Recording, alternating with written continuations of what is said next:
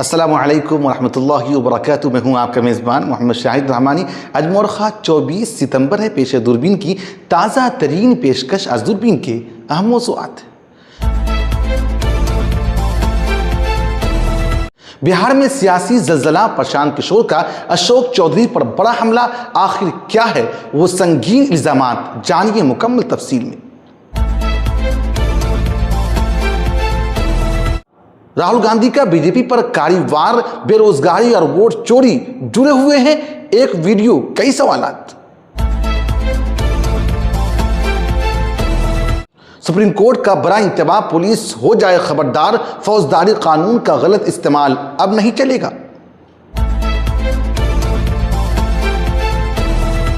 आजम खान की जेल से रिहाई, लेकिन अब कहां, क्या बीएसपी का रुख करेंगे? सुने उन्होंने खुद क्या कहा।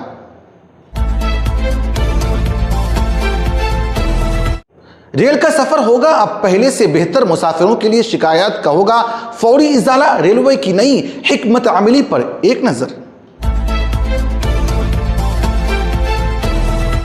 गजा के नाम पर फरोड या हमदर्दी, चंदे के आड़ में करोड़ों की धोखाधड़ी, 3 नौजवान गिरफ्तार, पोल खुलती रिपोर्ट। कोलकाता में कयामत खेज बारिश, करंट लगने से 7 हलाकतें, निजाम जिंदगी मफलूज, क्या अगला वार भी करीब है? उत्तर प्रदेश के महकमा तवानाई की कोताही या कत्ल गैर इरादी, 3 साल में 3606 अमवात, हजारों हादसात। नई रिपोर्ट ने सबको हिलाकर रख दिया। फलस्तीन को मिली आलमी हिमायत, यूएन इजलास में फ्रांस ने भी तस्लीम कर लिया। ग्यूटरस ने कहा यह हक है, इनाम नहीं। ट्रंप का सख्त रद्द अमल, फलस्तीन की हिमायत पर बरहम, अक़वाम मुत्तहिदा में नाराजगी का इजहार करेंगे। क्या होगी अमेरिका की नई पॉलिसी? आप हमें YouTube पर देखने के अलावा हमारे तमाम सोशल मीडिया पेजेस पर भी फॉलो कर सकते हैं। आप फिक्र नजर टीवी उर्दू प्रोग्राम दूरबीन देख रहे हैं। बिहार की सियासत एक मरतबा फिर तनाज़ा का शिकार हो गई है, जब जनसुराज पार्टी के बानी प्रशांत किशोर ने जनता दल यूनाइटेड के सीनियर रहनुमा और वजीर दिही तरक्की अशोक चौधरी पर संगीन इल्जामात आयद किए। किशोर का दावा है कि चौधरी ने करोड़ों रुपए की गैर कानूनी जायदाद बनामी तरीके से खरीदी और बेटी शांभवी चौधरी को समस्तीपुर से लोकसभा में पहुंचाने के लिए माली बदअनवानी की। किशोर ने दो टोक अल्फाज में कहा कि वो किसी हरजाने या कानूनी कार्रवाई से खौफजदा नहीं, बल्कि सिर्फ वही बात दोहराते हैं जो अवामी सतह पर गर्दिश कर रही है। उनका कहना था कि अगर उनके दावे गलत साबित हो तो वो माजरत को तब तैयार है। दूसरी जानिब शांभवी चौधरी ने इल्जामात को मुस्तरद करते हुए कहा कि यह दरअसल उन्हें एक दलित और खातून रुकने पार्लिमान होने की सजा देने की कोशिश है। उनका मौक़िफ़ यह है कि उनके खिलाफ ये एक मुनज़्ज़म साजिश है जिसका मकसद उन्हें बदनाम करना और उनकी सियासी साख को नुकसान पहुंचाना है। यह तनाज़ा बिहार की इंतखाबी फिजा को गरमा रहा है और सियासी मुबस्सिरीन का कहना है कि मामला न सिर्फ अदालत बल्कि अवामी अदालत भी अहमियत इख्तियार कर चुका है। कांग्रेस पार्टी के रहनुमा राहुल गांधी ने एक मरतबा फिर भारतीय जनता पार्टी यानी बीजेपी हुकूमत पर बेरोजगारी और इंतखाबी बदअनवानी के संगीन इल्जामात आयद किए हैं। एक वीडियो पैगाम में उन्होंने कहा कि मुल्क में नौजवानों के लिए सबसे बड़ा मसला रोजगार की आदमी दस्तयाबी है, जो बड़ा रास्त वोट चोरी से जुड़ा हुआ है। वीडियो में एक तरफ मुजाहिरीन और पुलिस का लाठीचार्ज दिखाया गया, जबकि दूसरी तरफ वज़ीर आज़म नरेंद्र मोदी को सैर तफरीह और योगा की सरगर्मियों में मसरूफ दिखाया गया। यह तजाद हुकूमत के रवैये को वाज़ेह करता है। राहुल गांधी ने कहा है कि बीजेपी हुकूमत न सिर्फ नौकरियां छीन रही है बल्कि सरकारी भर्तियों में बेज़ाब्तगियों के जरिए नौजवानों का मुस्तकबिल बर्बाद कर रही है। उन्होंने कहा कि इंतखाबात में धांधली जब तक जारी रहेगी जब तक मुल्क से बेरोजगारी और बदअनवानी खत्म नहीं हो सकती। उनके मुताबिक नौजवानों की असल लड़ाई रोजगार से आगे बढ़कर अब जमहूरियत की हिफाजत की जद्दोजहद बन चुकी है। कांग्रेस ने इशारा कर दिया है कि आइंदा इंतखाबी मुहिम में रोजगार और इंतखाबी शफाफियत को अहम मौजू देंगे। इसकी लाठियों से भागने वाले ये लोग कोई आतंकवादी नहीं है। हाँ, इनके साथ जो सुलूक किया जा रहा है वो आतंकवादियों जैसा ही किया जा रहा है, पर ये लोग तो है बिहार के शिक्षित बेरोजगार युवा। राम राज्य में इन्होंने बस इतनी ही गलती कर दी कि सरकार से रोजगार मांग लिया, एम्प्लॉयमेंट मांग लिया।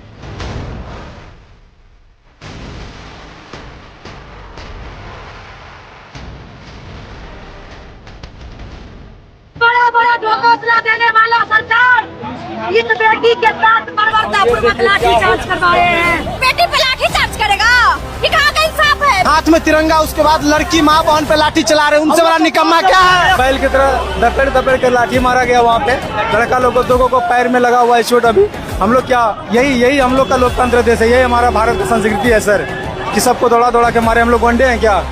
सुप्रीम कोर्ट ऑफ इंडिया ने पुलिस और अवाम दोनों को मुतनब्बे किया है कि वो दीवानी मुकदमात को फौजदारी मुकदमात में न बदले। अदालत ने कहा है कि फौजदारी कानून का गलत इस्तेमाल अदालती निज़ाम को नुकसान पहुंचाता है। जस्टिस सूर्यकांत और जस्टिस एन किशोर सिंह की बेंच ने एक केस की समाअत के दौरान ये मुशाहिदा किया कि आजकल मामूली माली तनाज़ुआत भी अगवा और धोखाधड़ी जैसे इल्जामात लगा दिए जाते हैं। अदालत ने कहा है कि पुलिस को मुकदमा दर्ज करने से पहले इस बात का तयन करना चाहिए कि मुकदमा दीवानी नौइयत का है या फौजदारी। अदालत ने तजवीज दी है कि हर जिला में एक रिटायर्ड डिस्ट्रिक्ट जज को नोडल अफसर बनाया जाए ताकि पुलिस मशवरा लेकर मुनासिब कदम उठा सके। बेंच ने वाज़ेह किया है कि अदालतें रोकरी एजेंट नहीं हैं। समाजवादी पार्टी के सीनियर रहनुमा आजम खान तकरीबन 23 माह बाद सीतापुर जेल से रिहा हुए हैं। एक मुकदमे में जुर्माना की अदायगी में ताखीर के बायस उनकी रिहाई सुबह के बजाय दोपहर अमल में आई। रिहाई के बाद उन्होंने मुख्तसर तौर पर शुक्रिया अदा किया और कहा कि वो 5 साल से दुनिया से कट कर रहे। बीएसपी में शमूलियत के सवाल पर उन्होंने कोई वाज़ेह जवाब नहीं दिया। समाजवादी पार्टी के सदर अखिलेश यादव ने खुशी का इजहार करते हुए कहा कि जब एसपी की हुकूमत आएगी तो आजम खान के खिलाफ तमाम मुकदमात वापस ले लिए जाएंगे। आजम खान का सियासी मुस्तकबिल अब एक सवालिया निशान है, लेकिन उनकी रिहाई से उत्तर प्रदेश की सियासत में हलचल पैदा हो गई है। काफी कठिन समय आपके साथ, क्योंकि जिस तरह से आपको अलग बिल्कुल रखा गया, कट ऑफ किया गया, क्या लगता है ये पॉलिटिकल वेंडेटा था, एक बदले की राजनीति थी जिसके चलते? नहीं, देखिए, बदला तो वहाँ होता है जहाँ मैंने किसी के साथ बुरा किया हो। मैंने तो दुश्मनों के साथ भी बहुत अच्छा सलूक किया।